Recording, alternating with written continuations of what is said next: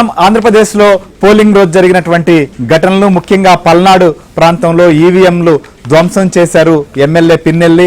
So ప్రస్తుతం ఆయన్ను arrest చేసి సాయంత్రం 5 గంటల లోపల నివేదిక ఇవ్వాలని చెప్పి కూడా కేంద్ర ఎన్నికల సంఘం ఆదేశించినటువంటి పరిస్థితి. గతంలో ఆంధ్రప్రదేశ్ వ్యవహారం పైన గల్లర్ల పైన మొత్తం డీజీపీని సిఎస్ను కూడా ఢిల్లీకి పిలిచి వివరణ కోరడం, తర్వాత సిట్ ఏర్పాటు చేసినటువంటి పరిస్థితులు మనం చూసాం. ప్రస్తుతం ఈ సంఘటన పైన కేంద్ర ఎన్నికల సంఘం ఎలాంటి యాక్షన్ తీసుకునేటువంటి పరిస్థితి ఉంది? ఇవాళ 5 గంటల లోపల ఒకవేళ అరెస్టు చేయకపోతే దీనిపైన ఏ విధంగా ఇటు రాష్ట్ర స్థాయిలో ఉన్నటువంటి సీఈఓ కావచ్చు, మిగిలినటువంటి యంత్రాంగం పైన చర్యలు తీసుకునేందుకు అవకాశం ఉంటుంది కృష్ణ?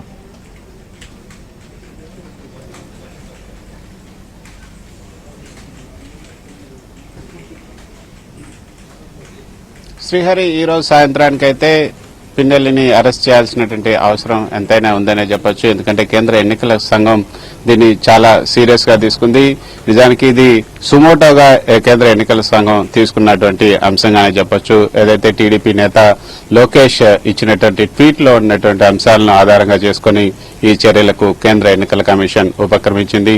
అవినాష్ కుమార్ కేంద్ర ఎన్నికల కమిషన్ ప్రిన్సిపల్ సెక్రటరీ ఏపీ సీఈఓకి ఇచ్చినటువంటి ఈ యొక్క లేఖ ఆధారంగా ఈ యొక్క చర్యలను తీసుకోబోతున్నారు.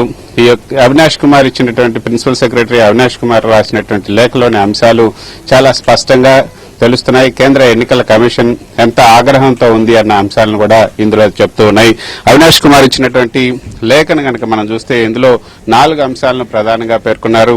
ఈ యొక్క వీడియోలో ఉన్నది పిన్నెల్లి రామకృష్ణారెడ్డేనా, ఒకవేళ అయితే ఎఫ్ఐఆర్ లో అతని పేరును చేర్చారా, ఒకవేళ చేర్చకపోతే ఎమ్మెల్యేను వెంటనే అరెస్టు చేయండి, ఒకవేళ అరెస్ట్ చేశారా, ఒకవేళ చేయకపోతే మాత్రం ఇప్పుడు వెంటనే ఎఫ్ఐఆర్ లాడ్జ్ చేసి ఎమ్మెల్యేను అరెస్ట్ చేయాలి, 5 గంటల్లోగా ఈ రోజు 5 గంటల్లోగా సమగ్ర నివేదికను కూడా అందజేయాలి అన్నది ఈ యొక్క లేఖలోని సారాంశం. సో ఖచ్చితంగా కేంద్ర ఎన్నికల కమిషన్ ఎంత మేరకు సీరియస్ గా ఉంది, అది కూడా ఈవీఎంలకు సంబంధించినటువంటి అంశం మనం పదే చూస్తున్నాం. సుప్రీంకోర్టు కూడా చాలా సీరియస్ గా తీసుకుంది.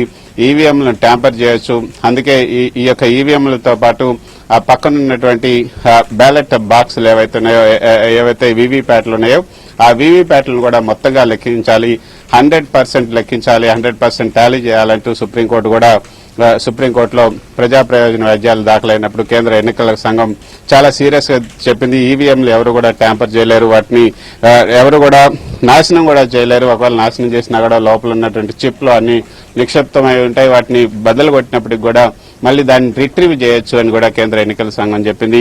అందుకే చాలా స్ట్రిక్ట్ యాక్షన్స్, అంటే కేంద్ర ఎన్నికల సంఘం ఒక హ్యాండ్ బుక్ ని ప్రతి ఒక్కరికి కూడా అక్కడ ఉన్నటువంటి ప్రిసైడింగ్ ఆఫీసర్స్ కి, ఆర్ఓలకి, అందరికి కూడా ఎన్నికల కమిషన్ బూత్ లో ఉన్న వాళ్ళందరికీ కూడా హ్యాండ్ బుక్ ఇస్తుంది. అందులో ఒక 10 పేజీలలో లోపల గనక ఈ ఈవీఎంని ధ్వంసం చేసినా లేకపోతే ఎవరైనా మిస్బిహేవ్ చేసినా ఎటువంటి సెక్షన్లు తీసుకోవాలి, వాళ్ళ మీద ఏమేమి చర్యలు తీసుకోవాలనేది ఆ హ్యాండ్ బుక్ లో చాలా స్పష్టంగా పేర్కొన్నారు.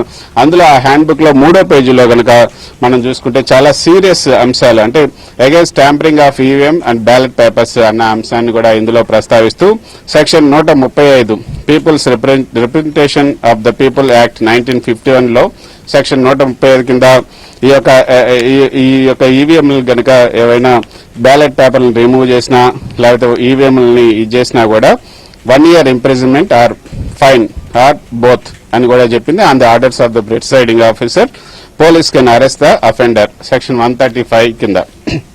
అదే సెక్షన్ 135A కింద కనుక చూసుకుంటే రిప్రజెంటేషన్ ఆఫ్ పీపుల్ యాక్ట్ 1951 కింద బూత్ క్యాప్చరింగ్, అదేవిధంగా seizure of polling station or place fixed for the poll by any person అన్న దాని కింద చూసుకుంటే సెక్షన్ 135 కింద ఇది కాగ్నిజబుల్ అఫెన్స్ కింద వస్తుంది. ఇది 3 నుంచి 5 సంవత్సరాలు ఇంప్రిజన్మెంట్ అవుతుంది, తర్వాత ఫైన్ కూడా అవుతుంది. If offence committed by person in government service కనుక, గవర్నమెంట్ సర్వీస్ లో ఉన్నటువంటి వ్యక్తి కనుక ఈ యొక్క అఫెన్స్ ని కమిట్ అయితే అతనికి 1 నుంచి 3 సంవత్సరాల వరకు కూడా ఫైన్ పడుతుంది.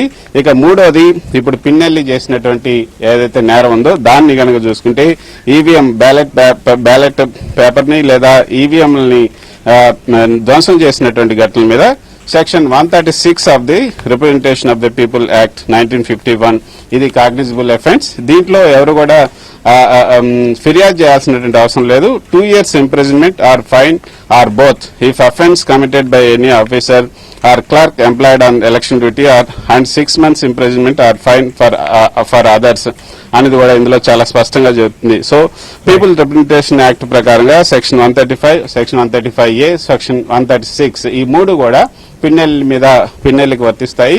ఈ మూడింటిని కూడా వెంటనే ఆ యొక్క సెక్షన్ ని అమలు చేసి వెంటనే అరెస్ట్ చేయాలి. అరెస్ట్ చేసి ఈ రోజు సాయంత్రం 5 గంటల లోపు కూడా సమగ్ర నివేదికను అందజేయాలని కేంద్ర ఎన్నికల సంఘం భావించింది. అయితే కేంద్ర ఎన్నికల సంఘం ఇప్పుడు ఇంత సీరియస్ గా తీసుకోవడానికి కారణం ఏంటంటే ఆ రోజు కేంద్ర ఎన్నికల సంఘం చెప్పింది ఏంటంటే అసలు ఏపీలో ఎక్కడా కూడా రీపోలింగ్ అన్నది ప్రశ్నే లేదని కూడా చెప్పింది. కానీ ఇది ఒక ఘటన కాదు, ఇంకా చాలా సంఘటనలు జరిగాయి. మాచర్లో ఇంకా ఇటువంటి సంఘటనలు ఇంకా 7 జరిగాయని కూడా కేంద్ర ఎన్నికల సంఘానికి ఇటు టీడీపీతో పాటు పలువురు ఫిర్యాదు చేశారు. మరి ఆ వాటి సంగతి ఏం చేయాలి? ఒకవేళ ఇది కనుక వస్తే ఇది జాతీయ స్థాయిలో కూడా పెద్ద అంశం అయ్యే అవకాశం ఉంది. ఇది ఒక్క చోటనే చేశారా లేకపోతే మిగతా చోట్ల కూడా ఇన్ని కంప్లైంట్లు అంటే ఒకసారి నేరుగా డీజీపీ సిఎస్ వచ్చి అటెండ్ అయ్యి వారికి జరిగిన పరిణామాలను వివరించిన తర్వాత కూడా అక్కడ ఉన్నటువంటి అధికార ఆఫీసర్లు మాత్రమే చేశారా అన్నది కూడా ఇప్పుడు ఎన్నికల కమిషన్ భావిస్తుంది. మరి దీని మీద ఎన్నికల కమిషన్ అయితే చాలా సీరియస్ గా ఉందనే చెప్పొచ్చు. రైట్ కృష్ణ, మీరు అన్నట్లుగా సీరియస్ గా ఉంది. మన సిఎస్ వచ్చారు, డీజీపీ వచ్చారు, జరిగినటువంటి అన్ని పరిణామాలపైన కూడా ఒక నివేదిక కూడా ఇచ్చారు, సిట్ కూడా వెళ్ళింది. కానీ అప్పటికీ కూడా ఇలాంటి సంఘటనలు వారి దృష్టికి పోకపోవడం, తర్వాత ట్వీట్ చేస్తే ట్వీట్లో ఉన్న దాన్ని సుమోటోగా తీసుకురావాల్సినటువంటి పరిస్థితి వచ్చింది అంటే ఇక్కడి నుంచి వెళ్తున్నటువంటి నివేదికలు కానీ లేదా ఎన్నికల కమిషన్కి పంపిస్తున్నటువంటి రిపోర్టుల్లో ఖచ్చితంగా వాస్తవాలను ఇంకా కూడా దాచిపెడుతున్నారు, తొక్కిపెడుతున్నారు అనేది మాత్రం అర్థమవుతుంది అనుకోవచ్చా? దీన్ని కూడా ఏ విధంగా ఈసీ తీసుకునే అవకాశం ఉంది? ఖచ్చితంగా శ్రీహారి మీరు చెప్పినట్లుగా ఏదైతే సిట్ నివేదిక కూడా కేంద్ర ఎన్నికల కమిషన్ చేరింది. కేంద్ర ఎన్నికల కమిషన్ ఆ సిట్ నివేదికను కూడా పరిశీలిస్తుంది. సిట్ నివేదిక అయితే చాలా సీరియస్ గానే ఉందని చెప్పొచ్చు. అక్కడ ఉన్నటువంటి అధికారులు కుమ్మక్కయ్యారు అధికార పార్టీతో. అనేక సంఘటనలు జరిగాయి, అయినా కూడా ఆ సంఘటనల పట్ల వాళ్ళేమీ పెద్దగా సీరియస్ గా తీసుకోలేదన్న అంశాలను కూడా ఆ సిట్ నివేదికలో పొందుపరిచారు. మన ఏదైతే రామారావు గారు ఇచ్చినటువంటి నివేదిక కనుక అందులో చూసుకుంటే చాలా అంశాలు వెలుగులో తీసుకొచ్చింది సిట్. మన డీజీపీకి ఇచ్చినటువంటి ఆ నివేదికలో చాలా అంశాలు పేర్కొంది. వాటన్నిటిని కూడా కూలంకషంగా పరిశీలిస్తుంది. ఏం చేయాలి అంటే వీటన్నిటిని ముందుగానే వాళ్ళందరికీ కూడా ముందుగా వీటన్నిటిపైన ఫిర్యాదులు వచ్చాయి. అందుకే ఎన్నికలు కౌంటింగ్ అయిన తర్వాత కూడా 15 రోజుల పాటు అక్కడ సిఆర్పీఎఫ్ బలగాలు ఉంచాలి ఏపీలో ఈ సమస్యాత్మక ప్రాంతాల్లో అని కేంద్ర ఎన్నికల కమిషన్ చెప్పడం వెనుక ఉన్నటువంటి ఉద్దేశం ఇదే. ఇప్పుడు పోలింగ్ సమయంలోనే ఈ విధంగా జరిగింది. అక్కడ కొంత లాబింగ్ జరుగుతుంది. అధికారులు కుమ్మక్కయ్యారు అధికార పార్టీతో. అధికారులు మాత్రం కింది స్థాయిలోనే కాదు, ఏదైతే మధ్య స్థాయిలో అదేవిధంగా పై స్థాయిలో కూడా పోలీసు అధికారులు అదేవిధంగా అడ్మినిస్ట్రేటివ్ పరంగా ఉన్నటువంటి అధికారులు ఎవరైతే ఉన్నారో వాళ్ళు కూడా కుమ్మక్కయ్యారన్నది కేంద్ర ఎన్నికల కమిషన్ కి అందినటువంటి సమాచారం. సిట్ నివేదికలో కూడా అదే పేర్కొంది. సో చాలా సీరియస్ గా తీసుకుంది. ఈ రోజు సాయంత్రం పిన్నెల్లిని అరెస్ట్ చేసిన తర్వాత మళ్ళీ తదుపరి చర్యలు ఏం తీసుకోవాలి, తర్వాత ఈ ఒక్క ఘటన కాదు ఇంకా చాలా ఘటనలు ఉన్నాయి, వాటి మీద కూడా వచ్చినటువంటి ఫిర్యాదులు ఉన్నాయి, వాటన్నిటి మీద ఏం చేయాలి, సో వీటన్నిటి మీద చర్యలు తీసుకునే అవకాశం ఉంది. ఖచ్చితంగా చీఫ్ సెక్రటరీ దీనికి బాధ్యత వహించాల్సినటువంటి అవసరం ఉంది. చీఫ్ సెక్రటరీని మార్చాలని కూడా పదే చెప్తున్నారు. తాము ఎప్పుడైతే చీఫ్ సెక్రటరీ మీద ఫిర్యాదు చేశామో అప్పుడే ఈ యొక్క కేంద్ర ఎన్నికల సంఘం కనుక చర్యలు తీసుకుని ఉంటే ఇటువంటి ఘటనలు జరిగేవి కాదు అన్నది కేంద్ర ఎన్నికల చూద్దాం. మీరు అన్నట్లుగా 5 గంటల లోపల అరెస్ట్ చేస్తారా, ఏం చర్యలు తీసుకుంటారో కూడా చూద్దాం. మొత్తానికైతే పల్నాడు ఘటనలపైన అనేక మలుపులు తిరుగుతున్నాయి. పోలీసు బృందాలు కూడా పిన్నెల్లి కోసం